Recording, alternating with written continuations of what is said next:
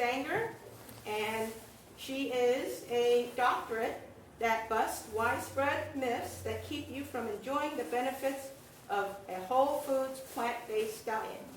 And she is a speaker, nutrition, and worksite wellness expert, and the author of The Perfect Formula Diet, How to Lose Weight and Get Healthy Now with 6 Kinds of Whole Foods.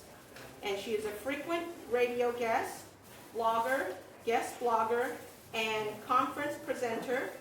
And she has spent 17 years critically analyzing scientific findings on nutrition, weight, environmental toxins, and health.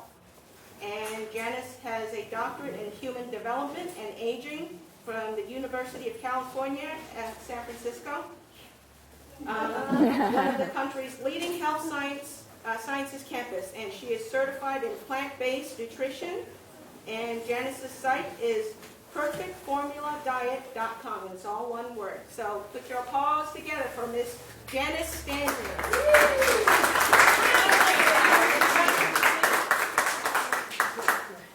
Thank you. Everybody having fun at the conference? Yes. I am, and just think I might have eaten too much, which directly plays into our topic today on weight loss and whole foods. So what if I stood here and told you you could lose weight, get to your desired weight very easily, and all you had to do, the only thing you had to do this was to hold your breath for 10 minutes?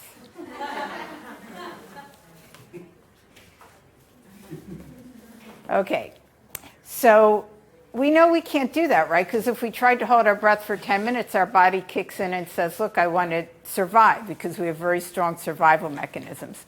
So if you try to hold your breath that long, you're going to eventually lose consciousness. As soon as you lose consciousness, you're going to start to breathe. So it can't be done. Now, what if I were to stand here and give you some very commonplace routine diet advice, the kind you'll see in almost every doctor's office in the country, promulgated by the U.S. government and so on. And that advice was to basically do the eating equivalent of holding your breath, which is basically you do this tiny little portion control, right? Isn't that the strategy everybody tries you to do? All the commercial weight loss programs and everything is you just don't eat when you're hungry. Instead, you have this portion control. You have these tiny little artificial portions, and that's how you're supposed to lose weight. And so, people really tend to fail on that. All you have to do is look around, and you can see that this is a strategy that just does not succeed very well. All you have to do is look at the statistics on U.S., the predictions that in another 20 years, something like over half the country is going to be obese, not just overweight, but actually clinically obese. So, you might be thinking, well, weight is just a cultural ideal, and there's this whole kind of movement out there that really it's okay to be overweight or to be obese as long as you're fit. That is, you exercise every day. Well, unfortunately, that does not accord with what researchers find. What researchers find is when you're overweight, you're more likely to have heart disease, you're more likely to have cancer, you're more likely to have hypertension. There's all kinds of things that go with being overweight that even when you exercise, you don't really get rid of. And, so people try these calorie things, they try the deprivation, and it doesn't really work. I know that myself because I was a failed dieter. I tried all these things myself. I used to actually be very heavy. I used to be obese at one time. And I tried all these different kind of diets, and some more we'll talk about later.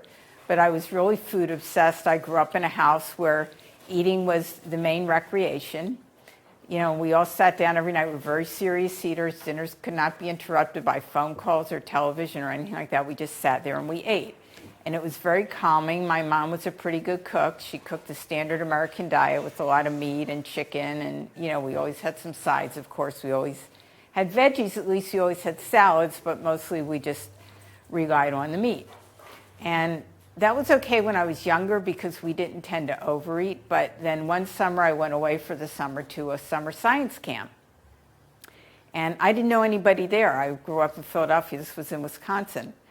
And I really was at a point in being a teenager. I was kind of having trouble making new friends. And so I made a new friend, and his name was Baskin Robbins.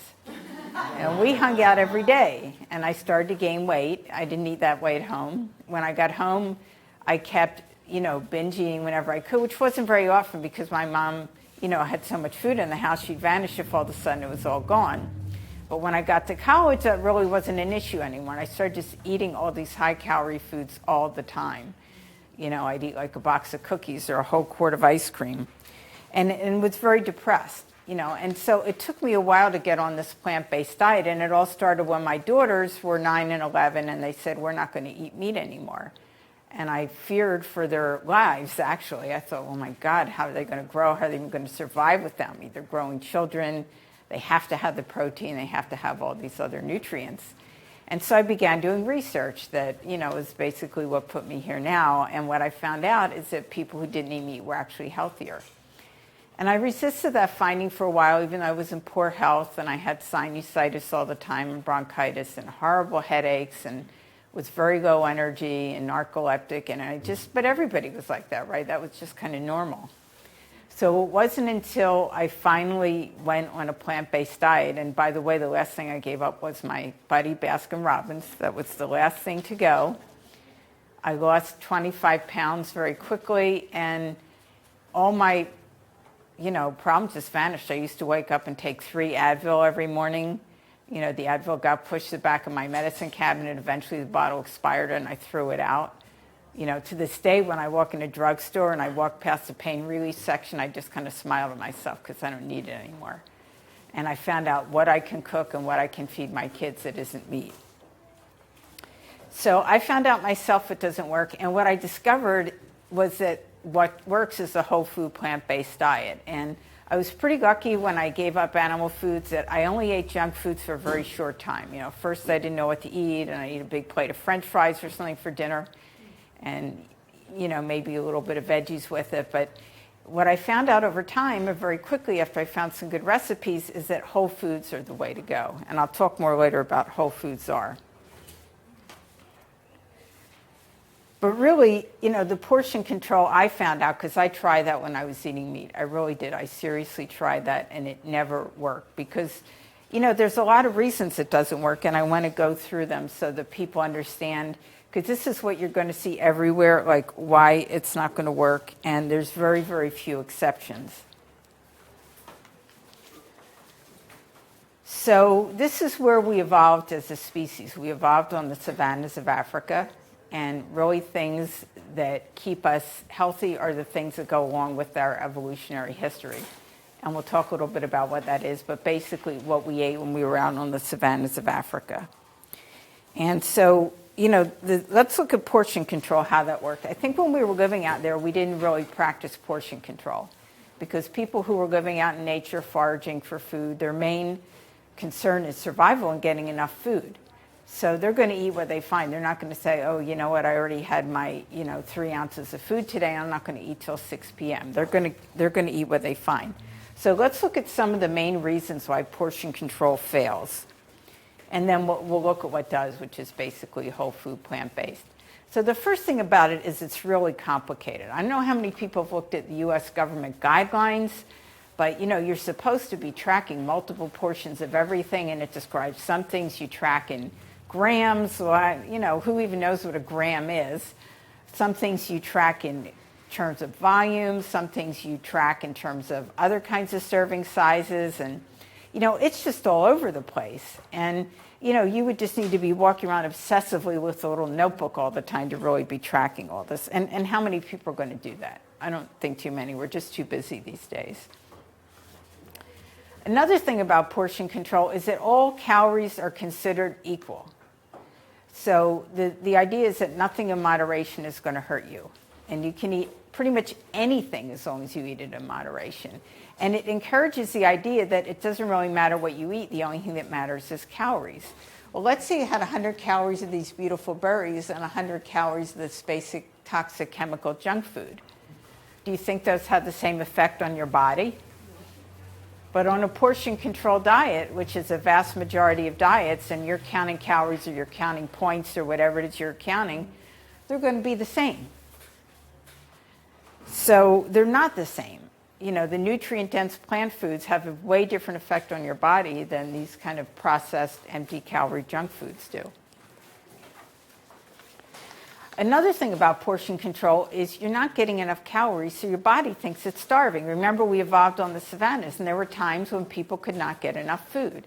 And so to compensate for that, they would really control their metabolism so that they didn't burn as many calories so they could survive until food was abundant again, right? So our bodies have learned to do that. They really haven't changed. So when you're eating a portion-controlled diet, your metabolism slows down. And then what happens when you start to eat again? It doesn't speed up. It stays slow. You gain that weight back so fast, it's almost like you just inhaled it overnight, right? It just doesn't work. I've been through that many times myself and know many people that have. And then when you're feeling this hungry, you're feeling weak, you don't want to exercise. You'll probably never be as big a couch potato. This is my cat, Nikki. She's a world's champion couch potato. And she thinks her toys are pillows. But the only time she gets up is to walk to her food bowl. So I don't know what to do with her. But that's kind of how you feel when you're doing portion control. You just don't feel like exercising. We all know exercise is great for, losing weight. Another thing is you're famished. I mean, you can barely control your appetite. And at some point you can't control it. Because this is a basic survival mechanism. This is like the breathing. When you are this famished, you are going to eat. It's just like when you pass out, you're going to breathe. And willpower has nothing to do with it. It's just a basic survival mechanism. I always tell people, and even on a whole food plant-based diet, don't let yourself get famished. Eat when you're when you're moderately hungry. But when you get too hungry, you tend to get out of control, and you're just going to grab and stuff down anything you can, right? The first food that you see. You're just going to be totally out of control. But that's not even the most toxic thing, although that's, something that's pretty much inevitable. The worst thing is how it makes you feel about yourself, right? I mean, I remember this vividly for myself. You feel horrible about yourself. You feel like you're a failure. Because, the diet you're on says count X number of points a day, and all of a sudden you've eaten twice that number of points a day. You've eaten twice as many calories or twice as many cups of whatever it is tells you to limit. You just start feeling bad about yourself. Your self-confidence plummets. When your self-confidence plummets, what happens? You just stop trying, right? I mean, people try when they feel like there's a possibility of success, when they see themselves succeeding. That kind of confidence builds confidence. When you're failing, failure breeds more failure, and you just start feeling like you're a bad person, and you just are going to start eating again. So that's inevitable. It's not really what you want for yourself. So the point you're feeling this way, right, what happens? You say to yourself, well, there's got to be another way. Now what am I going to do? So then it's inevitable. I did this too. Inevitable you try the high-protein diet, don't you? Who's not ever tried a high-protein diet? Probably everybody in this room's tried one at one time or another. And the most popular version you probably all know is a paleo diet, which is the one that's really big right now. Atkins has fallen a little bit out of favor. Paleo diet's a little different from Atkins in that you eat tons of meat, but you don't eat dairy. So that's good. And then on Atkins, you don't eat fruit, which you are allowed to eat on paleo, so that makes it a little bit healthier. But the differences, really, when you get right down to it, are really pretty marginal. Well, that'd be the topic of a whole different presentation. I don't really have time to do today, but the point is these high-protein diets don't work either. They're extremely dangerous. They tell a compelling story. The paleo diet has this very nice story that'll wrap you in about how you can kind of commune with your ancestors just through eating meat because they ate meat. They scavenged meat from big cat kills, even though the cat was 100 yards away ready to pounce on them. And the meat had been rotting in the African sun for several days. This is still what they ate. But it's still, they tell a believable story, but it's really not science. It's really science fiction. So let's kind of skip over the high-protein diets, which are actually even worse than the portion control diets, and look at something else that can make you gain weight with animal foods, in addition to everything else on your paleo diet and so on. Is there certain toxins in animal foods that are very highly concentrated, that are endocrine disruptors, and that also disrupt your thyroid hormones. So that means both your thyroid hormones and your sex hormones, both of which you need to work properly to keep at a proper weight, get disrupted by these toxins that are in animal foods, okay? So the densest concentration of these man-made chemicals are actually in animal foods. Now, they're present in other things. They're present in, this floor we're standing on, and in my computer, and in probably the clothes you're wearing. They're just all around us. But actually, 89 to 99% of the toxins that are in your body most likely come from animal foods. Why? Because these man-made toxins are fat-soluble. Most plants are very low in fat. Therefore, these toxins don't dissolve in water. They're not really very high in plants. They might be on the surface of plants. But when animals eat the plants, like cows or pigs or turkeys or chickens, it builds up in their bodies. And then what makes it even worse is if you grill or barbecue, which allegedly is supposed to get rid of some of the fat, what happens is the fat, imagine the grill up here, drips down into the fire. So the fire is generating its own chemicals. It's a class of chemicals called PAHs, for polycyclic aromatic hydrocarbons. The fat drips down. Now the fat burns on top of the charcoal or wood or whatever you're burning. So all these chemicals get in your body both through smoke, right? You're inhaling it, as well as they get in through when you eat the meat. So these PAHs are extremely toxic. They are hormone disruptors, and they can interfere with the working of the hormones throughout your body, which again is going to contribute to obesity. So people that are worried about weight often say, well, I'm going to grill the animal foods because it's going to make it lower calorie. I'm going to get rid of some of the fats. But actually then they're poisoning themselves with these PAHs, which, by the way, are a lot of the same toxic chemicals as are in cigarettes. And so, again, they're just trying to do one thing, but the end result is another, which is they're gaining weight. But it doesn't have to be this way. There is another way. So, when people fail on diets, they always feel like they're failures, and they go out and they eat more and they kind of comfort themselves with an ice cream sundae or something like that. It doesn't have to be that way. You didn't fail the diet. There's no reason to feel like you're a bad person or there's something wrong with you or faulty genes. None of that is true. What happened is it was a bad diet. It failed you. Nobody could succeed on it. And by nobody, the one person in 1,000 that does is the exception that proves the rule that nobody can do it. Because if we're a good diet, it wouldn't be one person in 1,000 that succeeds, kind of the Weight Watchers front page, spokesperson. It would be everybody. And we all know it's not everybody. Research has shown that very conclusively. So let's go into what does work. So, people think whole foods, they think like fruits and vegetables. Well, that's good. All those are good, and we'll talk about those in a minute. But you can't just live on a fruit and vegetable diet because there's not enough calories. Your body has sensors. Your body is very intricate. It's made up of 100 trillion cells. It's more complex than the most complex machine. So you really can't just deprive it of things and think it's going to be okay. That's like the portion control.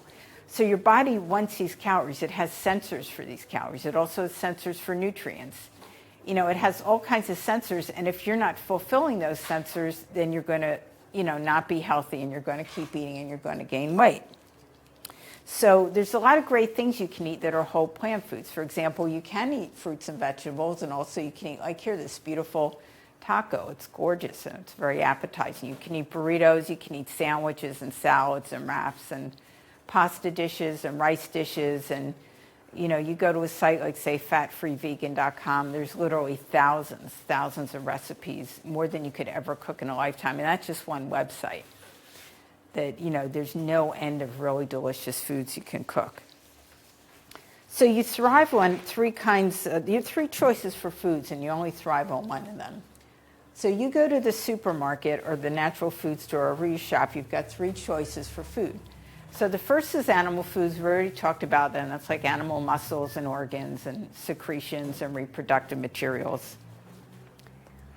Or you get manufactured foods, which are the processed foods, and most people know those aren't good, and that's like white bread and cookies and crackers and, sodas, energy drinks, and all kinds of stuff. And I'm going to talk in a minute about, because another kind that's really important in dieting that I call out in a minute. Or you can eat what I call perfect foods, which are whole plant foods. And those are where you're going to thrive. There's one kind of manufactured food I want to call out because people who are on diets mistakenly eat it, and that's oil. Oil basically happens when you take a whole plant food and you just take the oil and you get it out.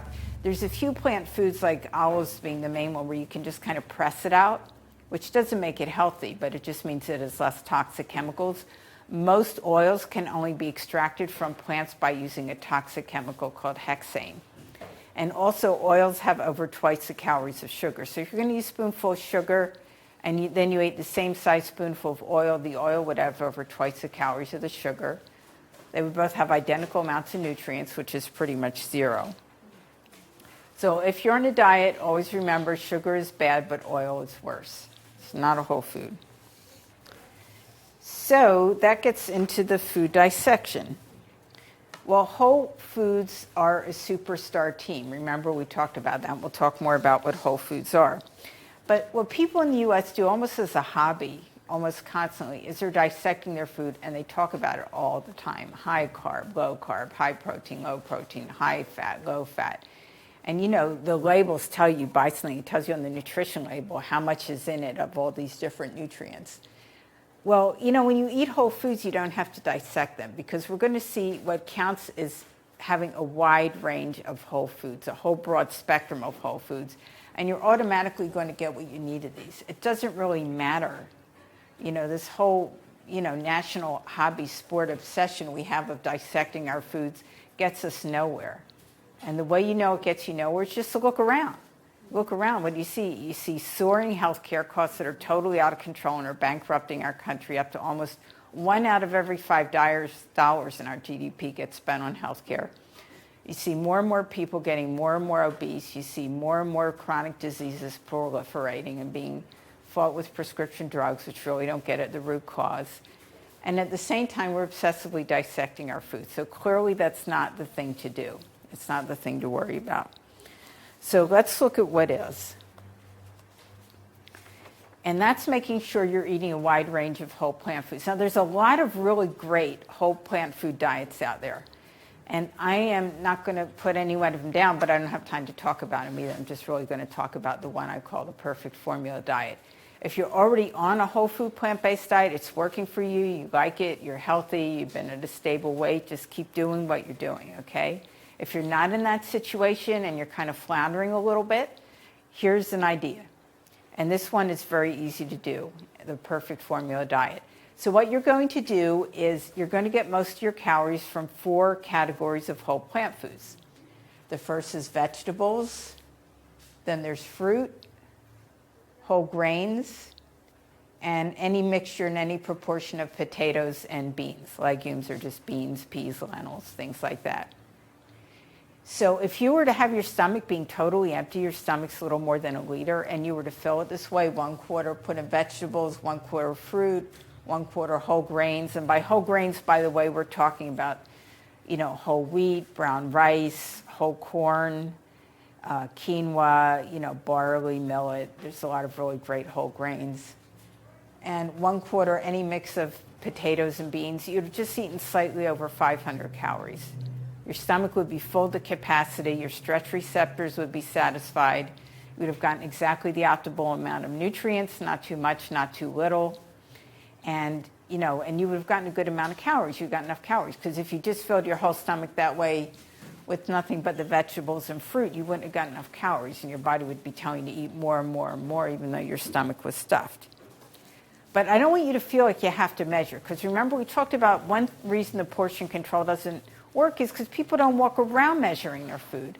So even though it looks like you should be measuring your food because 1/4 by volume, and here we're talking about like say a cup or half cup or whatever you want, comes from each of these categories, you don't really have to worry about measuring it. I mean, I don't want anybody to go on and get a measuring cup.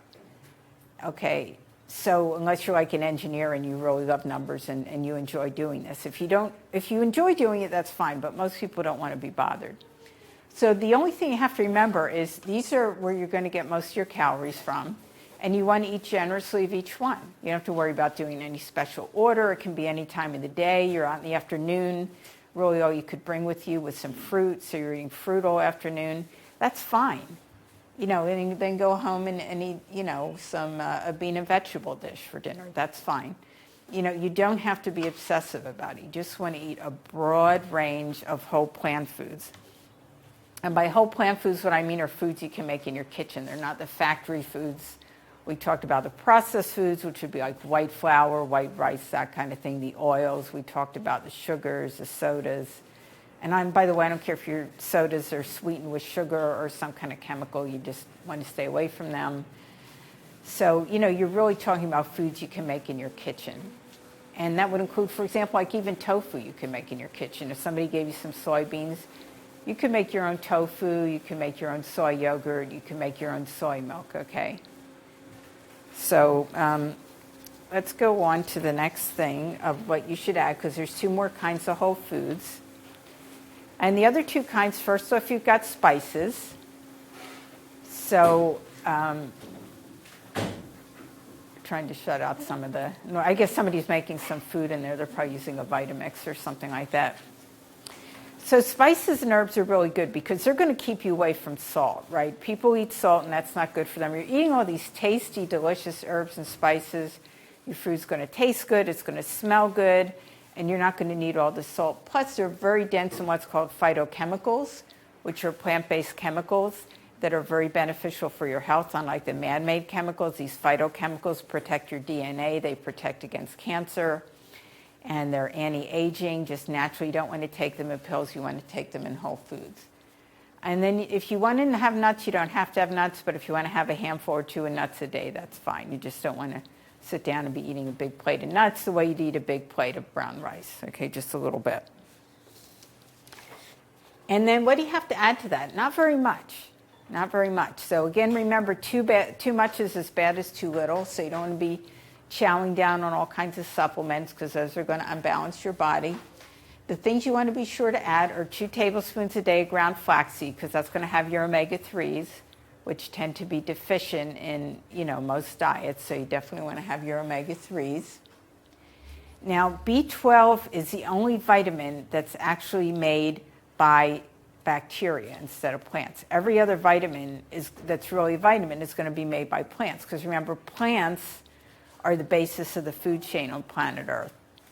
Plants are nutrient producers. Animals are nutrient consumers. Plants don't eat animals, animals eat plants. So that pretty much shows you which way the nutrition flows if you want to look at a nutrition animal, a nutrition arrow. So B12 is good. And people say to me all the time, like, well, can't I get my B12 from fortified yeast or something like that? It's not a best case thing because B12 is really a very essential nutrient. And the first sign you're deficient in B12 can be irreversible neurological damage. And if you just take a supplement, it's not going to hurt you. They're very inexpensive. The best times to take are the sublingual, which means you just let it kind of dissolve under your tongue. That way you don't even have to worry about absorbing it in your stomach, which some people have trouble doing. People say, well, it's a reason not to eat a plant diet, that it's unnatural because our ancestors, obviously, when they were roaming the savannas of Africa, didn't take B12 supplements. Well, you know what? When they were roaming the savannas of Africa, they didn't drink sterilized water either. They drank water from lakes or rivers or streams that had bacteria that were full of B12 that bacteria made. And they ate food that had fallen on the ground that was full of bacteria. They didn't sterilize their food and sterilize their water the way we do. We don't really live a natural lifestyle, therefore it doesn't really make sense to say, well, I'm not going to have my B12 because it's unnatural. Then the only other thing you need to worry about is vitamin D. Now, the thing about vitamin D is it's really misnamed. It's actually not a vitamin, because by definition, a vitamin is something that you can't make, you have to get from food. Well, you can make vitamin D, that makes it a hormone and not a vitamin. How do you make vitamin D? You're out in the sun. Your body only makes it when you're in the sun, and also when you're not wearing sunscreen. If you're in the sun, wearing sunscreen doesn't do you too much good. So, if you can get enough sun, and I think most of us in California can, you make it in the summer and then it's fat soluble, so your body stores it and it gets you through the winter, okay? So that is your ideal source of vitamin D. Now, some people, can't be in the sun. Maybe they've had multiple skin cancers, or doctors said stay out of the sun, or they, live in the far north where they don't get much sun. Maybe some people are visiting here from Boston or, Maine or something like that. So maybe it's hard for you to get enough sun. In that case, I would say just take a vitamin D supplement. Okay, it's definitely second best, but you don't want to be deficient in vitamin D. So what happens when you eat this way? What happens when you eat, remember, the whole plant foods, the ones that you buy in the supermarket or the natural food store, wherever. You buy a wide range of, you're not just buying one kind of fruit, you're buying 10 kinds of fruit. You're not just buying one kind of vegetables, you're buying 8 kinds of vegetables. You're trying every kind of bean. You're eating black beans and kidney beans, pinto beans, garbanzo beans, navy beans and lentils and peas. And you're just eating a wide variety of food, because the research shows the wider variety of these foods you eat, the better, because they all have their own nutritional profile. There's literally thousands of nutrients in foods. That's why it's so silly to start dissecting them into, carbs and fats and, that kind of thing, because really that's just where the calories come from. And they can, in large part, not totally, but in large part, be interconverted to each other anyway. So you don't worry about where the calories are coming from. You're worried about the nutrients in them. And that's why, you want to be eating all these different foods, because they all have a different nutritional profile. They might have been grown in different soil in a different season, attacked by different bugs, which makes the food make different phytochemicals to protect itself. So the wider range you can eat, the better. And at the end, you don't have to do it every day. You don't feel like you have to eat 10 kinds of fruit a day. But just over the course of a few days or a week or, whatever the year, you're just eating as much different whole plant foods as you can. Feel free to experiment. Fatfreevegan.com is a great site for recipes. And, get some cookbooks and just try food you never had before. The more you're willing to be experimental and try different things, the better you're going to do. Well, what's going to happen to you? You're naturally going to have the weight start falling off. I can testify to that myself, and I know any number of people that's happened to. That, you're optimally full because your body's not sending you out. Your body's not telling you to obsess about food. You're not craving food. People have food cravings when they're not getting enough of a certain nutrient. And pills aren't going to help you on that. It's a wide range of whole plant foods. Your food cravings will die down quite a bit, and you'll get full. You might have to eat between meals, because remember, the plant foods are what you're supposed to eat, so you digest them pretty quick. So don't worry about when you're eating. Don't wait until, it's noon, I have to wait. No. When you're hungry, and I talked about you don't want to let yourself get famished. When you're a little to moderately hungry, eat something. So, what I say is you don't necessarily wait for meals, you eat not meals. And that might mean you're eating every 2 or 3 or 4 hours, or whenever you get hungry. Hunger is your body talking to you, right? That's all it is. Hunger is your body talking to you. So you want to pay attention to your hunger. You don't want to be cursing your hunger and having appetite-suppressing pills and all, because it's telling you very essential information, which is your body wants to be healthy, it needs something. So just pay attention to it and give it the right kind of food. And what happens when you do that? Remember, we talked about these calorie counting or these portion control diets make you feel really lousy about yourself. Well, look at what's going to happen. You're going to start feeling pretty good about yourself, because you're going to start getting compliments. People are going to come up to you, your coworkers, your neighbors, your family, and they're going to say, hey, you're looking pretty good. Your skin's looking better. You're thinner, you've got more energy. I've noticed, you're much more able to run up and down the stairs. You don't call from the top of the stairs to bring you something up. You just come down and get it yourself, and then maybe you run a couple more times just for fun. Because you got so much energy, you don't even know what to do with it. That's what's going to happen, because for the first time, you're going to really start experiencing success. You're going to be able to cut down on your meds, work with your doctor to cut down on your meds. You're going to find that your pain dies down if you're in chronic pain. So you're going to start out here, start a little success starting fair. But the thing about success is it really breeds on itself. And the more you're happy and feeling good about yourself, the more you're going to stay on this diet. People love this diet. I did a survey about a year and a half ago of about 2,000 people that had been on a plant-based diet, and they'd all been on the diet for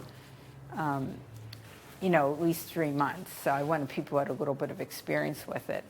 And one of the questions was, how long do you intend to stay on this diet?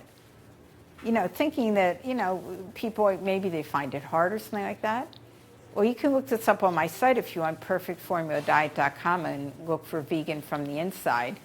What happened is something like 97% of the people said they wanted to stay on this diet for the rest of their lives.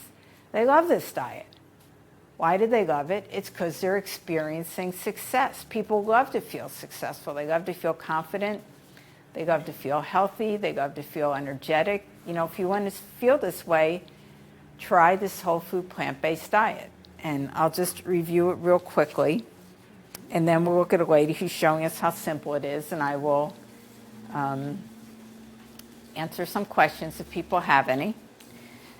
So remember, it's 1/4 by volume vegetables, 1/4 by volume fruit, 1/4 by volume whole grains, and 1/4 by volume any mix of potatoes and or legumes, which are basically beans, peas, things like that. Eat flavorful foods, whatever spices you like. You might like really hot, spicy things, or you might not like the hot spiciness, but maybe you like ginger, garlic, oregano, basil, parsley. There's all kinds of wonderful fresh herbs you can get in the summer. If not, eat the dried herbs and spices. That's really, really an important part of your success on this. A little bit of nuts. Now, I don't want you to feel like you can never, ever, ever have anything else, because that's not going to work, right? You're going to be going to a birthday party, or maybe it's your birthday or your boss's retirement party, and you want to celebrate that, right? So you can get up to 5% of your calories from what I call junk foods, and the best way to do that would be to eat the plant-based junk foods. Really, the healthiest junk food would be dark chocolate. So what does 5% of calories translate into? Well, if you need 2,000 calories a day, which is probably not too off for most people here need, 5% of that would be about 700 calories a week. So if you just translate it into calories, remember, we're not limiting what we're eating of whole plant foods. But, if you put yourself on a little bit of budget, and again, you don't need to track it obsessively, but you do want to track this one, of no more than 700 calories a week of dark chocolate, or maybe you're eating some kind of ice cream that's made from soy milk or coconut milk or something like that, or, whatever it is. Maybe you just really like white bread, who knows? Whatever you get your 700 calories from, maybe you really like chips. I mean, chips are really a processed food, but you don't give them up, so just measure out 700 calories worth of chips, and that's what you have for the week. The rest is whole plant foods. And so, that's what you're going to be doing. And then when you do that, you will experience success. And this lady will just show us how easy it is.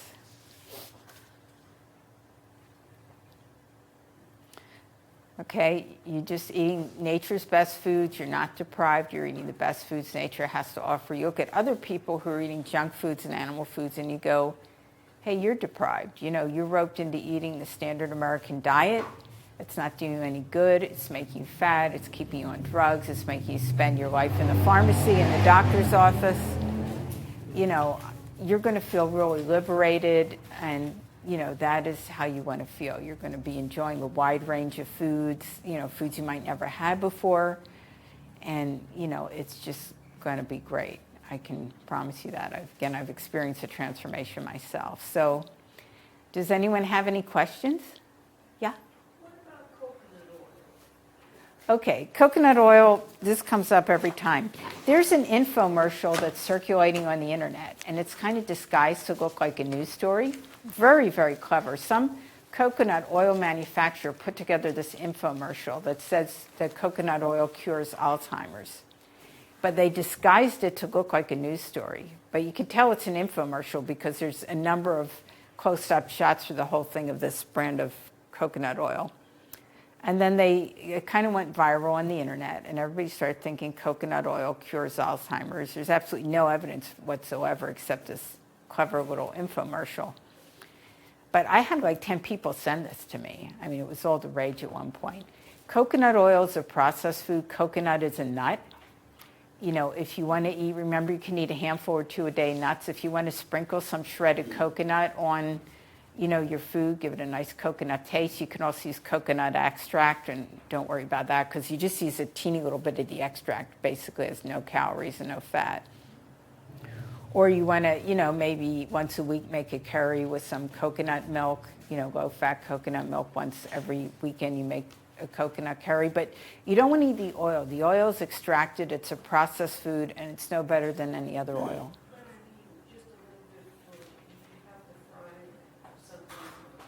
Well, the best way to saute things is in either water, vegetable broth, wine. You can saute in wine. You can saute in beer. If you go to the site fatfreevegan.com, they'll tell you how to make just about anything without fat and oil. You don't want to be eating deep-fried foods. Even if they're vegan, just really stay away from those deep-fried foods. And you don't need to use oil for really anything. Not deep fry, but like if I do potatoes or something, I steam them first, and then I just put a little coconut oil in the frying pan, brown them. Yeah, you can actually brown them. They might not get quite as brown, but if you have like a semi-dry nonstick pan, you can brown them in just a little broth. I mean, they might get as brown, but the other thing you do, you can put them in a high-temperature oven for a few minutes. I mean, and the other thing is your taste changing, really, but the oil, just so you know, I mean, I'm not saying you can never use it, but it really is a processed food, and it's very pro-inflammatory. So it's going to contribute to the incidence of any kind of inflammatory disease, which is almost any chronic disease, whether it's heart disease, anything that involves inflammation of the blood vessels, high cholesterol, high blood pressure, arthritis, sinusitis, diabetes, Alzheimer's. I mean, there's no end. Almost every single chronic disease there is related to excess inflammation. And these processed oils are very highly inflammatory. The reason is that they're very high in omega-6s, which are pro-inflammatory. Remember, I showed you the ground flaxseed has omega-3s, which are anti-inflammatory. You want to have a balance of the two. And what happens when you use these oils, whether it's coconut oil or olive oil or whatever, is you're adding all these pro-inflammatory chemicals to your diet, and it's not good. So, yeah? What about flaxseed oil? It's way better to eat. The flaxseed oil does have a lot of omega-3s. It's way better to eat the ground whole flaxseed. And you have to grind it before you eat it to get the benefit from it. So the thing about it is the flax oil, number one, is unstable. It goes rancid very quickly. And rancid oils, are very harmful to your body. Also, it doesn't have fiber. So your ground flaxseed has a lot of fiber. Your oils doesn't have fiber. And then the other thing is there's a phytochemical in the ground flax seeds that's called lignans. It's a kind of phytochemical that is not very common even in plant foods, but it's extremely strong cancer fighter, tumor fighter, very powerful tumor fighter. And you don't get that in flax oil. So the best thing to do is eat your 2 tablespoons of ground flaxseed. Do you know anything about combining the flaxseed oil with cottage cheese? I would probably die before I'd eat that, but I'm sure it's not healthy. I mean, the cottage cheese is unhealthy. The flaxseed oil is probably marginal. I mean, if you look at a scale of food from -10 to +10, +10 being the best food you can eat, -10 being the worst, the cottage cheese is probably about a -8 or a -9. The flax oil is probably somewhere around a 0. So your weighted average is going to be decidedly on the negative side, which are the foods that are bad for your health. Whereas the flaxseed is going to be like a +10. So why would you eat a -4 when you could be eating a +10? Yeah? Why do you put potatoes and beans in the same category? That's a good question. Why do I put potatoes and beans in the same category? The categories go by what's called caloric density, which sounds like a very technical term, but all caloric density means is how many calories are in a spoonful of the food. So vegetables have the lowest caloric density, then fruits. And here I'm talking about whole plant foods. I'm not going to put meat and all into this. Then you have your potatoes and beans, which have almost the same caloric density. And then you have your whole grains, which have the highest caloric density of the whole foods, other than nuts, which are even more calorically dense. But remember, you're not eating many nuts. And so when you eat these, you're getting a good balance of calories and nutrients. And when you get your calories from like whole grains, beans, and potatoes, you're getting your calories from a healthy source, unlike getting your calories from meat or oil or something which are unhealthy. They're healthy in themselves. They might not be as healthy as kale, but you can't live on kale because you're not going to get, you just can't. You cannot live on kale, believe me. You'd have to eat like 20 pounds a day. You couldn't digest it.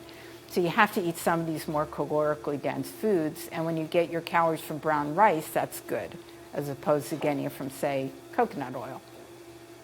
So that's the reason, and also because I wanted to give people a choice, because some people, for example, are allergic to beans.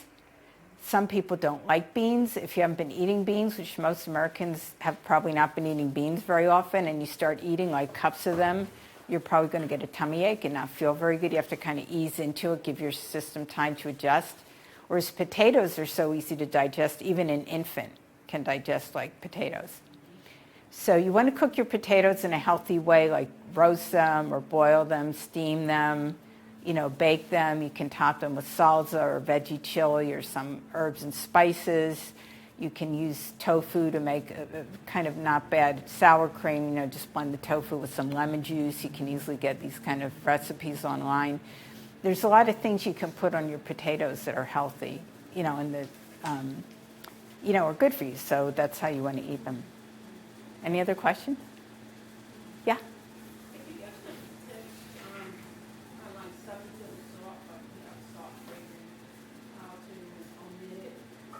Substitutes for salt, is that what you said? You have a salt craving.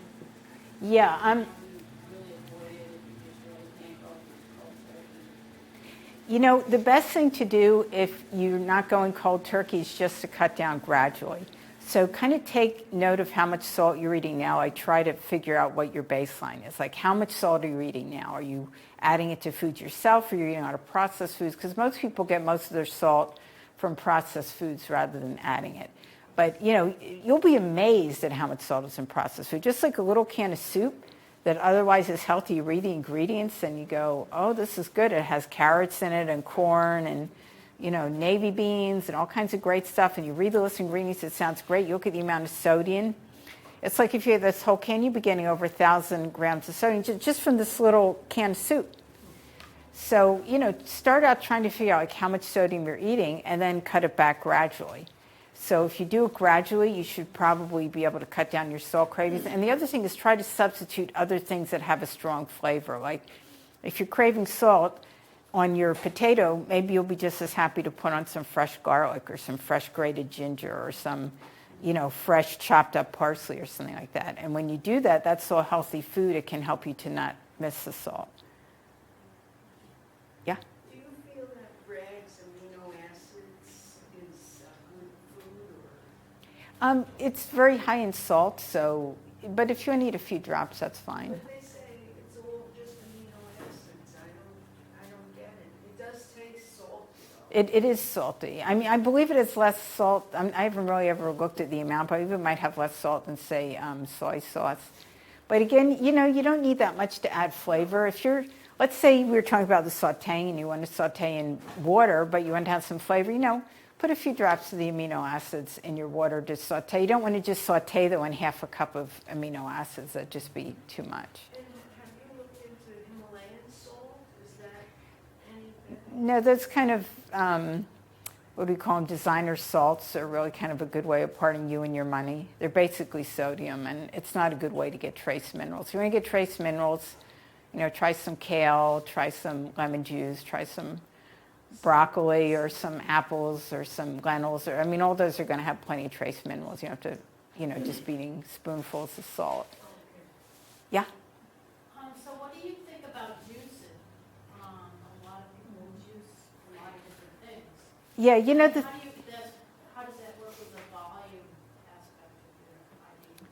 well, the thing about juicing is you lose the pulp, which is a very essential part of the food. Juicing in moderation is fine. Like maybe you want to juice once a day, but I don't think you want to live on juice. And if you can use the pulp for something else, that's better. I know there's uses for pulp. I don't juice, so I don't know what they are. But, people do take the pulp and maybe they add it to a soup or a casserole or something. That's fine. If you're going to eat the juice and then use the pulp in your soup, you haven't lost anything. So that's fine. You can do that all day long. If you're taking the pulp and basically composting it and throwing it away, then you're really losing a lot of the essential food value. And so in that case, you want to just really not be juicing that often. I mean, it's fine to do occasionally, but I don't really see living on juice as kind of more of a cult than anything when people do that. And then a lot of times they don't succeed, they're hungry, they're missing nutrients, and before you know it, they're back to eating McDonald's. It's just not something that works in the long run. Yeah? What about using the Vitamix and doing smoothies instead? Yeah, Vitamix is great because Vitamix, you're keeping the whole food. So you can take fresh fruits and vegetables and blend them in a Vitamix, and that's great because you're getting the whole thing. And you can put in ice cubes, or you can put in frozen food to make it nice and smooth and creamy. Or you can make soups in there because just the Vitamix comes with recipes. Just the heat of the blades going around will kind of semi-cook the vegetables and turn into like a vegetable cream soup. So you can make all kinds of great stuff with the Vitamix. That's a wonderful tool. Any other questions? Yeah, you had another question? Sea vegetables, do you recommend them? I noticed that they weren't really charged. They're okay in moderation. Again, they have very high levels, some of them have very high levels of iodine and some other minerals, like more than our bodies are designed to handle. So you want to just try to eat them in moderation. But yeah, if you want to sprinkle a little bit of kelp on your food, or a little dulse or something like that, that's fine. I don't think you want to be eating them by the spoonful every day. It would just be an overdose. Yeah. What about spirulina or chlorella supplements? Yeah, some of those additives are not very good for you. I honestly am not something I've researched in detail, but Dr. Michael Greger does, and he recommends against those. So, really, there's a lot of great greens you can eat, like broccoli and kale and collard greens and spinach and, all kinds of wonderful things in the supermarket produce section that are whole foods. You don't really need to start eating the algae. All right, well, thanks for coming, everybody. Has some books here if anybody's interested. Thank you for coming. I got these. If anybody is interested, these are $15 including tax, or you can come up and get a flyer. You get a flyer